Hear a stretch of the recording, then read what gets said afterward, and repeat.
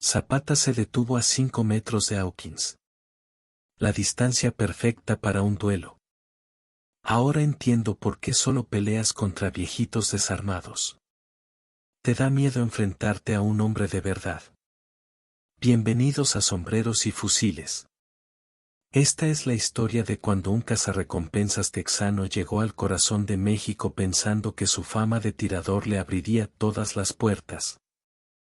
Pero se encontró cara a cara con Emiliano Zapata y descubrió que hay cosas que el dinero no puede comprar y balas que no pueden esquivarse cuando la justicia está del otro lado. Hermano, si nunca escuchaste lo que pasó en el pueblo de Tlaltizapán en 1917, entonces te estás perdiendo una de las historias más bravas que se vivieron durante la Revolución. Y te va a quedar claro por qué los gringos aprendieron a respetar el nombre del caudillo del sur. Era febrero de 1917 y el viento helado de las montañas de Morelos cortaba la piel como navaja de barbero. México seguía desangrándose en una guerra que parecía no tener fin, mientras los poderosos del norte miraban nuestras tierras como buitres esperando el momento de bajar a darse el banquete. En el pequeño pueblo de Tlaltizapán, donde las casas de adobe se recargaban contra las laderas de los cerros buscando protección contra el frío, había llegado un forastero que caminaba como si el mismísimo diablo le hubiera dado permiso para hacer lo que quisiera. Se llamaba William Billy Hawkins, un cazarrecompensas que medía casi 2 metros, flaco como poste de cerca, con ojos verdes que parecían pedazos de vidrio roto y una cicatriz que le cruzaba la mejilla izquierda desde la oreja hasta la comisura de la boca. Vestía un abrigo largo de cuero negro, sombrero de fieltro gris y en su cinturón cargaba no una, sino 3 pistolas. 2 Colt .45 a los costados y una Smith & Wesson .44 en una cartuchera cruzada sobre el pecho. Decían que Hawkins había matado a más de 40 hombres desde California hasta Arizona, y que nunca había fallado un tiro. Hawkins no había venido solo a México. Lo acompañaban 8 mercenarios, todos igual de desalmados, contratados por una compañía azucarera de Texas que tenía plantaciones en Morelos y quería limpiar el territorio de bandidos y revolucionarios. El gobierno americano hacía la vista gorda porque les convenía tener a alguien que hiciera el trabajo sucio sin comprometer su nombre. El pueblo de Tlaltizapán vivía en el terror desde que Hawkins había puesto pie en sus calles. Los habitantes, campesinos y cañeros que se levantaban antes del alba para ganarse unos centavos, habían visto cómo el gringo se había adueñado de la única fonda del pueblo, convirtiéndola en su base de operaciones. Desde ahí, Hawkins imponía su propia ley, cobraba impuestos de protección a los comerciantes, se llevaba gratis todo lo que necesitaba, y cualquiera que protestara terminaba con una bala en el cuerpo. La primera víctima había sido Nicolás Herrera, un arriero de mulas que transportaba maíz entre los pueblos. Hawkins lo había acusado de colaborar con los villistas y lo había retado a duelo en plena plaza. El pobre Nicolás, que jamás había disparado un arma en su vida, tuvo que aceptar porque Hawkins amenazó con quemar su casa con su familia adentro. El duelo duró menos de 2 segundos. Nicolás ni siquiera logró sacar su pistola prestada cuando la bala del gringo ya le había perforado el corazón. Después vinieron más muertes. Esteban Cordero, el herrador, asesinado porque su hija se negó a ir a la habitación de Hawkins. Doroteo Vázquez, el maestro de escuela, ejecutado porque enseñaba a los niños que México era libre y soberano.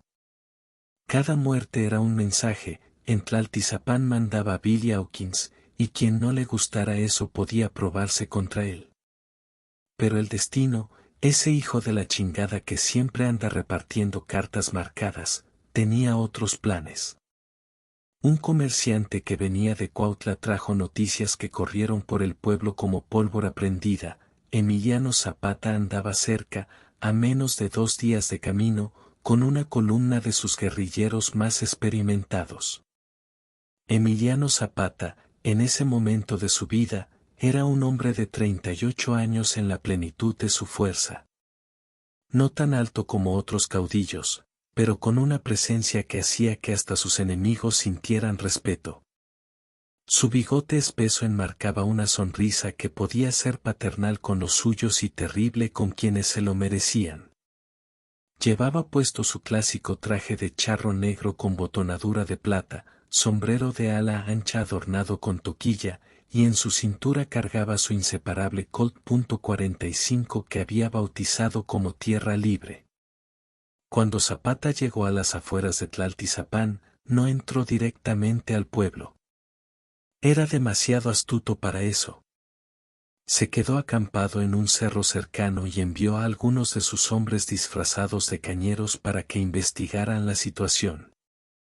En menos de mediodía, tenía toda la información que necesitaba: nombres de las víctimas, número de enemigos, armamento, rutinas. Esa noche, Zapata bajó solo del campamento y se dirigió a la casa de doña Carmen Cerdán, la curandera del pueblo. Una mujer de 60 años que conocía todos los secretos de Tlaltizapán y que había curado la mitad de sus habitantes. Cuando la mujer abrió la puerta y vio la silueta imponente de Zapata recortada contra la luz de la luna, se persignó 3 veces. Dios santo, mi general Zapata.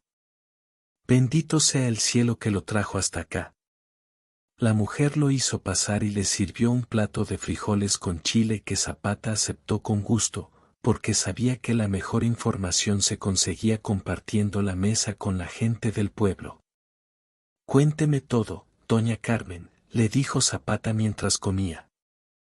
Necesito saber qué clase de cabrón es ese gringo. La mujer se secó las lágrimas con el delantal y comenzó su relato. Ese maldito llegó hace un mes, mi general. Primero mató a Nicolás Herrera solo para demostrar que podía hacerlo. Después siguió Esteban, después don Doroteo. Ya van 7 muertos, 7 hombres buenos que no le habían hecho daño a una mosca. Zapata apretó los puños hasta que los nudillos se le pusieron blancos. ¿Y la gente qué dice? ¿Por qué no han tratado de organizarse? ¿Con qué armas, mi general? Somos campesinos, no guerreros como ustedes. Además, ese demonio tiene 8 hombres con él, todos pistoleros. Dicen que el tal Hawkins ha matado a más gente que años tiene. En ese momento entró corriendo Juanito Cerdán, el nieto de doña Carmen, un chamaco de 12 años con los ojos rojos de tanto llorar. Abuela, abuela, mataron a don Serafín. Lo mataron como a un perro. Zapata se puso de pie como un resorte. ¿Serafín? ¿Serafín cómo? Serafín Jiménez, mi general, respondió doña Carmen con voz quebrada. El que hacía canastas. Ese gringo maldito lo mató hace 1 hora porque el pobre hombre se tardó en quitarse el sombrero cuando él pasó. Zapata se acercó al niño y se puso en cuclillas para quedar a su altura. ¿Viste lo que pasó, muchachito? El niño asintió entre sollozos. Sí, señor. Don Serafín venía de vender sus canastas y cuando vio al gringo malo se quitó el sombrero, pero se tardó un poquito porque tiene las manos temblosas. Entonces el gringo le dijo que los mexicanos tenían que quitarse el sombrero más rápido cuando vieran a un hombre blanco, y le disparó. Zapata sintió que la sangre le hervía en las venas. Se incorporó y caminó hacia la ventana, mirando hacia el pueblo donde las luces de la fonda brillaban como ojos malignos en la noche. Si te está gustando esta historia y querés saber cómo termina este enfrentamiento, dale like y suscríbete porque esto apenas está empezando. Doña Carmen, dijo Zapata volviéndose hacia la mujer, mañana temprano quiero que mande a todos los niños y las mujeres a casa de sus parientes en los ranchos cercanos. Lo que va a pasar aquí no es para que lo vean los inocentes. La mujer asintió. ¿Va usted a enfrentarse a ese demonio, mi general? Voy a hacer justicia, señora. Nada más y nada menos que justicia. Zapata regresó al campamento y reunió a sus hombres alrededor de una fogata que chisporroteaba en la noche fría. Eran 20 guerrilleros experimentados, hombres que habían cabalgado con él desde los primeros días de la revolución y que conocían su manera de pelear. Muchachos, les dijo Zapata, su voz resonando en el silencio de la montaña, mañana vamos a entrar a Tlaltizapán. Hay un gringo hijo de su madre que se cree muy macho matando campesinos desarmados. Es hora de que aprenda que nuestra tierra no es su patio trasero. Eufemio Zapata, su hermano y lugarteniente más fiel, se acercó. ¿Cuál es el plan, hermano? Zapata sonrió, pero su sonrisa era como el filo de una machete. El plan es simple, compadre. Ese cabrón presume de ser pistolero. Le vamos a dar la oportunidad de demostrarlo, pero va a ser en condiciones justas. Zapata trazó su estrategia en la tierra. 10 hombres entrarían al pueblo por diferentes calles, haciéndose pasar por peones y cañeros. Se posicionarían estratégicamente alrededor de la fonda.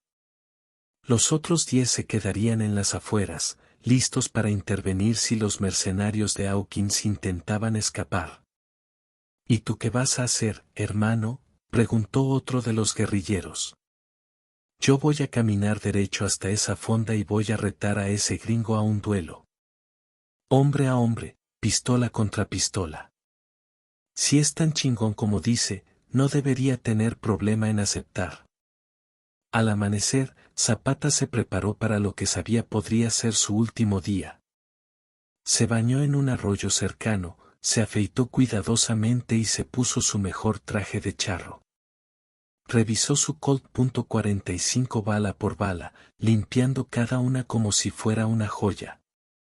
Su pistola había estado con él en Cuautla, en Yautepec, en 100 batallas, y nunca lo había traicionado. Cuando el sol estaba alto, Zapata montó en su caballo blanco y se dirigió hacia Tlaltizapán. Cabalgó lentamente por la calle principal, sin tratar de ocultarse, su figura imponente proyectando una sombra larga sobre la tierra apisonada. Los pocos habitantes que se atrevían a asomarse por las ventanas se persignaban al verlo pasar, sabiendo que ese día se definiría el destino de su pueblo. La fonda estaba al final de la calle, un edificio de adobe de 2 pisos con un letrero descolorido que se mecía en el viento. Zapata desmontó frente a la entrada, amarró su caballo al poste y empujó las puertas batientes. El interior estaba lleno de humo de tabaco y olía a mezcal barato y a pólvora. En el centro del lugar, sentado en una mesa como un rey en su trono, estaba Billy Hawkins. Era exactamente como Zapata se lo había imaginado, alto, flaco, con esa sonrisa arrogante que usaban los hombres que creían que el dinero y las armas les daban derecho a todo. Alrededor de Hawkins estaban sus 8 mercenarios, todos armados y con las manos cerca de las pistolas. En las otras mesas, Zapata reconoció a algunos de sus guerrilleros disfrazados, bebiendo tranquilamente pero listos para la acción. El silencio se extendió por la fonda como una plaga. Hasta las moscas dejaron de zumbar. Hawkins levantó la vista y sus ojos verdes se encontraron con los cafés de Zapata. Por un segundo, solo por un segundo, Zapata vio algo parecido al miedo cruzar por la mirada del gringo. Buenas tardes, caballeros, dijo Zapata quitándose el sombrero. Soy Emiliano Zapata y vengo a hablar con el señor Hawkins. Hawkins se incorporó lentamente, como una serpiente que se prepara para atacar. Así que tú eres el famoso Emiliano Zapata. Te esperaba más alto. Y tú eres el gringo que mata viejitos desarmados, respondió Zapata caminando hacia el centro de la fonda. Te esperaba con más huevos. Un murmullo recorrió el lugar. Los mercenarios de Hawkins se tensaron, pero Zapata no les prestó atención. Tenía los ojos fijos en su objetivo. He oído que te gusta retar a duelos a los hombres del pueblo, continuó Zapata. ¿Que matas campesinos inocentes solo para divertirte? Que te sientes muy macho con tu pistola. Hawkins se irguió en toda su estatura. He matado a más de 40 hombres, mexicano. Todos mejores que tú. Los hombres que mataste eran trabajadores honestos, replicó Zapata, su voz ganando intensidad.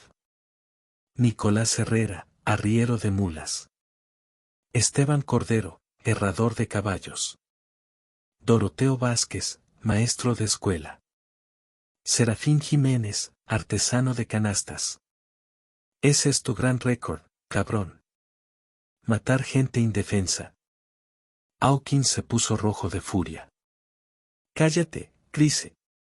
Esos mexicanos sucios valían menos que las balas que gasté en matarlos. Zapata se detuvo a 5 metros de Hawkins. La distancia perfecta para un duelo. Ahora entiendo por qué solo peleas contra viejitos desarmados.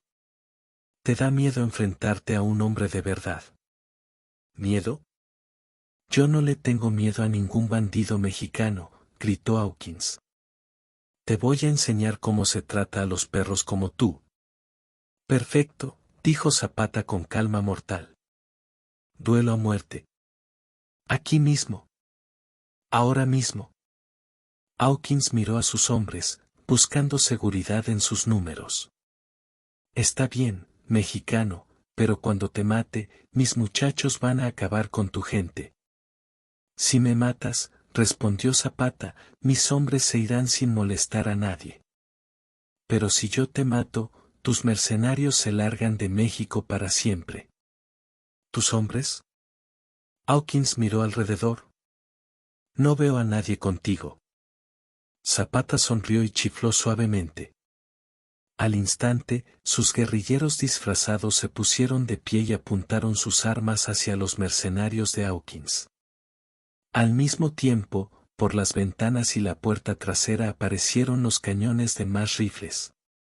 Mis hombres están donde deben estar, dijo Zapata. ¿Aceptas el duelo o no tienes los huevos? Hawkins palideció, pero su orgullo no le permitía echarse para atrás. Acepto. Pero va a ser limpio. Nos colocamos espalda contra espalda, caminamos 10 pasos, y al grito de fuego nos damos vuelta y disparamos. Me parece justo, asintió Zapata. ¿Quién cuenta? Yo cuento, se ofreció uno de los guerrilleros que estaba disfrazado de comerciante. Se colocaron espalda contra espalda en el centro de la fonda. Zapata podía sentir la tensión en el cuerpo de Hawkins, podía oír su respiración agitada. El gringo estaba nervioso, y un pistolero nervioso es un pistolero muerto. ¡Uno! Gritó el disfrazado. Zapata dio su primer paso. Había hecho esto tantas veces que su cuerpo se movía por puro instinto. Pero esta vez había algo diferente. Esta vez no peleaba solo por él, sino por todos los inocentes que habían muerto injustamente. 2, 3, 4. Con cada paso, Zapata sentía que el peso de la justicia se asentaba en sus hombros. Podía ver en su mente los rostros de Nicolás, de Esteban, de Doroteo, de Serafín. Hombres buenos que habían muerto solo por ser mexicanos en su propia tierra. 5, 6, 7. Hawkins caminaba como si cada paso le doliera. Zapata, en cambio, se movía con la fluidez de un jaguar que se prepara para saltar. 8, 9, 10. ¡Fuego! Los dos hombres se voltearon al mismo tiempo. Hawkins fue rápido, más rápido de lo que Zapata había esperado. Su mano bajó hacia su pistola como un rayo, sacándola de la funda con la precisión de años de práctica. Pero Zapata fue más rápido. Su Colt .45 rugió como un trueno en el espacio cerrado de la fonda. La bala salió limpia y precisa, dirigiéndose directamente al corazón de Hawkins.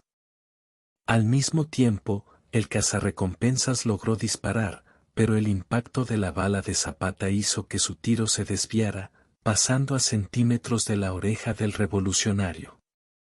Hawkins se tambaleó, llevándose las manos al pecho. La sangre comenzó a brotar entre sus dedos como una fuente roja que manchaba su abrigo negro. Sus ojos verdes se llenaron de sorpresa y terror. «Imposible», murmuró cayendo de rodillas. «Yo soy Billy Elkins. Yo soy el más rápido del oeste». Zapata se acercó lentamente, sin bajar su pistola. «Eras Billy Elkins. Ahora eres solo un gringo muerto que aprendió que en México se respeta o se muere».